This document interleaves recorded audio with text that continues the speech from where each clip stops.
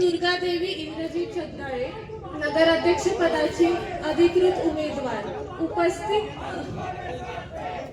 या सभेला राष्ट्रवादी काँग्रेस पक्षाचे राज्याचे उपमुख्यमंत्री माननीय अजितदादा पवार व व्यासपीठ मी यांचं सहर्ष स्वागत करते। येणाऱ्या 2 डिसेंबर रोजी नगरपालिकेच्या निवडणूक होत आहे।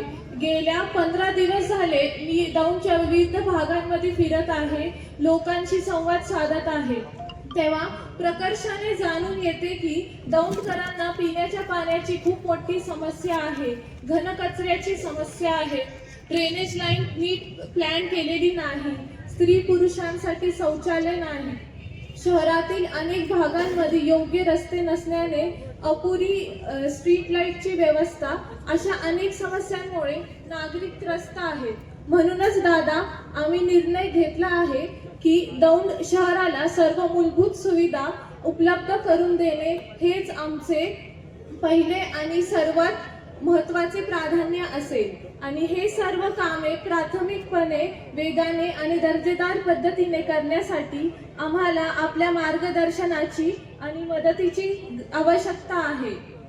मी तर एवढंच म्हणेन, दादा दौंड शहर आपण दत्तकच घ्यावे अशी विनंती मी आज या मंचावर आपल्याला मनापासून करते।